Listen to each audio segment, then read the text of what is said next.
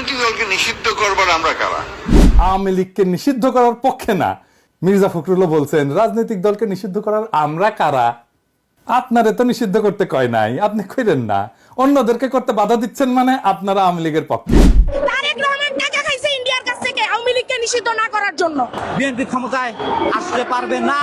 ঘন্টার মধ্যে আসিফ নজরুল সাহেব আওয়ামী লীগকে চূড়ান্ত ভাবে নিষিদ্ধ ঘোষণা করতে হবে।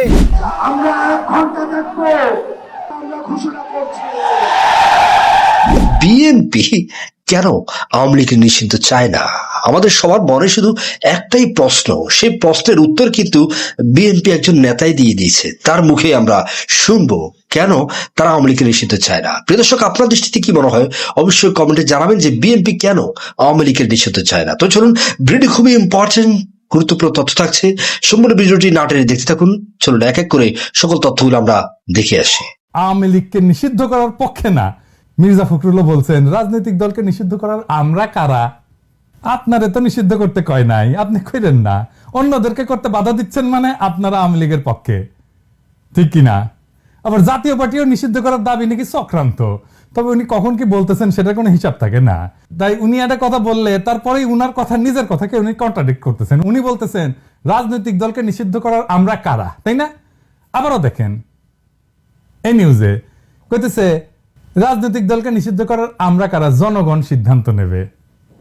মানে এই বিষয়ে ওনারা কথা বলার কেউ না, তাই না? এই ব্যাপারে উনাদের কোনো মত নাই, তাই তো? আবার দেখেন কি বলতেছেন, রাজনৈতিক দল নিষিদ্ধ চায় না বিএনপি। এখানে কিন্তু জনগণ নাই, জনগণ বাদ চলে গেছে, ওটা বিএনপি দিয়ে প্রতিস্থাপিত হয়েছে। তার মানে বিএনপি রাজনৈতিক দল নিষিদ্ধ চায় না, একবার জনগণের কাঁধে চাপাই দিল। আমরা কারা নিষিদ্ধ করার, এটা জনগণ করবে। আবার তার নিজের দল বলতেছে আমরা নিষিদ্ধ চাই না, জনগণ নাই।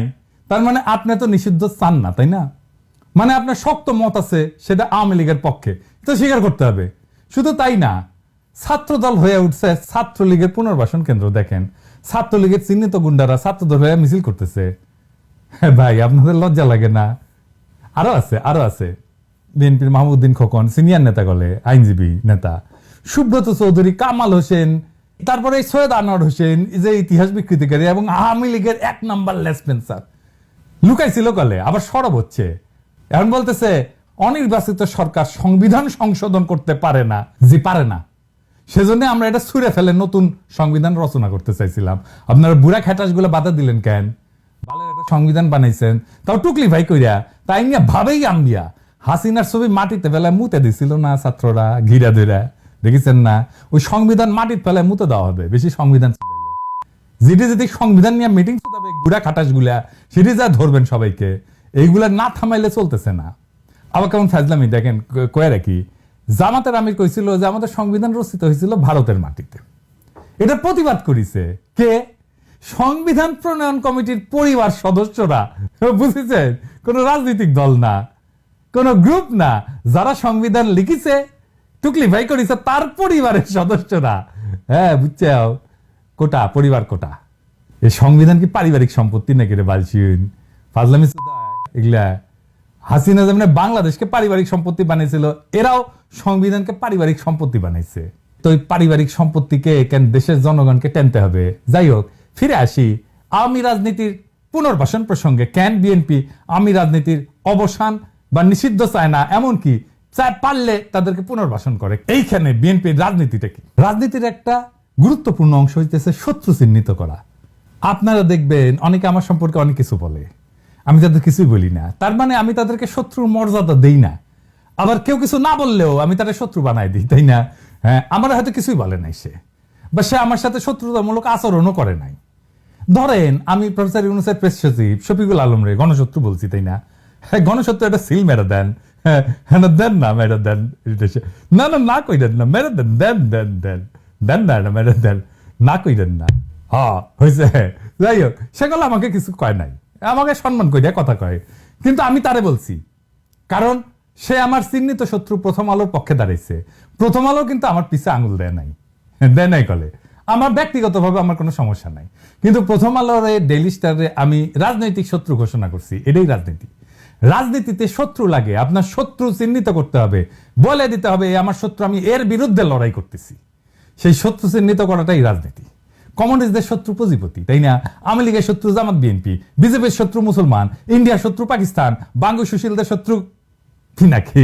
ঠিক ধরেছেন, ঠিক আর কি, বুঝছাও? তো এখন যেমন আওয়ামী লীগ চাইতেছে শত্রু হিসাবে বিএনপি যেন তাদেরকে সিলেক্ট করে, তাদেরকে পছন্দ করে, এবং বিএনপিও সেটাতে সায় দিতেছে মনে হইতেছে। এমনকি হাসিনার হাতে বিএনপির হাজারো শহীদ, তার রক্তকেও বিএনপি আমলে নিতেছে না। আওয়ামী লীগ আর বিএনপির মধ্যে তফাৎ কি আছে? কোনো তফাৎ, খুব বড় কোনো তফাৎ আছে? না, নাই। মোটা দাগে বিএনপি আর আওয়ামী লীগ একই ক্লাস, একই ধরনের লোক করে। মানে যে আজকে আওয়ামী লীগ করেছিল, সে যদি কালকে যে বিএনপি করে, খুব বেশি অসুবিধা হবে না। কলে অ্যাটলিস্ট লিডারেরা একই ক্লাস। সেজন্য দেখেছেন তো ছাত্রলীগ ছাত্র দলের মধ্যে ঢুকে গেছে, এমনকি ছাত্রলীগ ছাত্র ইউনিয়নের মধ্যে ঢুকে গেছে। কমিউনিস্টদের ভাষায় এটা শ্রেণী, মানে ক্যাপিটালিজমের পক্ষে তারা, পুঁজিবাদের পক্ষে, তাই না? মুক্তিযুদ্ধের পক্ষে, ওয়েস্ট ঘেঁষা পশ্চিম ঘেঁষা, ভারতের সাথে সম্পর্ক রাখার জন্য দেওয়ানা, আরবান এলিট মানে শহুরে এলিট, মধ্যবিত্ত, লিবারেল সেকুলার বুর্জোয়া পার্টি। ধরেন হাসিনার শাসন চলে যাওয়ার পরে যারা বিভিন্ন জায়গায় চাঁদাবাদী জগলদারি করতো, সেগুলো কারা নিছে? শুধু আপনারা জানেনই, আমি ওইগুলা বলে তিক্ততা বাড়াইতে চাই না। তাহলে বুঝেছেন তো, এই দুইটা আওয়ামী লীগ আর বিএনপি একই ধরনের লোকজন করে কলে, বুঝছাও? এই দুইটা হইতেছে মেলায় হারায় যাওয়া দুই ভাই আর কি। হ্যাঁ, তো এখন বিএনপির ডর, এটা বিএনপির ডর শুধু না, এটা ভারতেরও ডর, ভয়, এবং আমেরিকার পশ্চিমেরও ভয়। সেটা হইতেছে ইসলামপন্থীরা এরা উঠে আসতেছে। আর যদি সাথে লীগ না থাকে, বিএনপি এটা একলা সামলাতে পারবে না। ছাত্র জনতা তাদের সর্বোচ্চ শক্তি, সাহস এবং বিপ্লবীপনা দিয়া জুলুমের প্রতিরোধ করছে, এবং হাসিনার মতো একটা দানবরে উৎখাত করছে, ফ্যাসিবাদী দানবরে। তারেক রহমান টাকা খাইছে ইন্ডিয়ার কাছ থেকে আওয়ামী লীগকে নিষিদ্ধ না করার জন্য। বিএনপি ক্ষমতায় আসতে পারবে না। এবং আমরা বাংলাদেশি হওয়ার দায়িত্ব থেকে আসছি। হ্যাঁ, কারণ শেখ হাসিনা এবং শেখ হাসিনার দল এত দুর্ঘটনা ঘটানোর পর, এত হতাহত মানে করার পর, কিভাবে তারা আবার এই দেশে আসতে চায়, কিভাবে আবার ক্ষমতাকে পুনরুদ্ধার করতে চায়, কিভাবে এই দেশে গদিতে বসতে চায়, আমরা এই প্রশ্নটা দেশের বর্তমান সরকারকে জানাতে চাই যে সাহসটা আসে কোত্থেকে, এই দুঃসাহসটা তারা পায় কোত্থেকে। আমরা কি জানি না কি হয়েছে? আমরা কি দেখি নাই কি হয়েছে?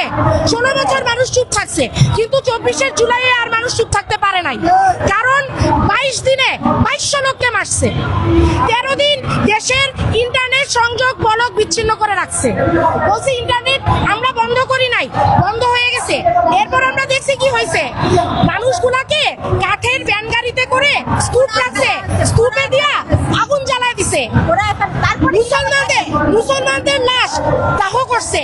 একটা মুসলমান কি তার লাশ দাহ করতে দিবে? তার বাচ্চা দিবে তার ছেলে মেয়েকে দাহ করতে? কোন হিন্দু কি দিবে তার ছেলে মেয়েকে দাফন করতে? একটা মুসলমান যদি মৃত্যুর সময় শেষ সম্মানটুকু না পায়, যাদের কারণে পায় নাই, তাদেরকে এই দেশে ঠাঁই হওয়া উচিত? প্রিয় দর্শক, এত সব পর্যন্ত আপনি যে তথ্যগুলো দেখেছেন, সবকিছু মিলে আপনার কাছে কি মনে হয় যে স্বৈরাচার শেখ হাসিনা এবং আওয়ামী লীগ, যুবলীগ, ছাত্রলীগকে তো নিষিদ্ধ করাই হয়েছে, আওয়ামী লীগ এবং যুবলীগকে কি নিষিদ্ধ করা হবে?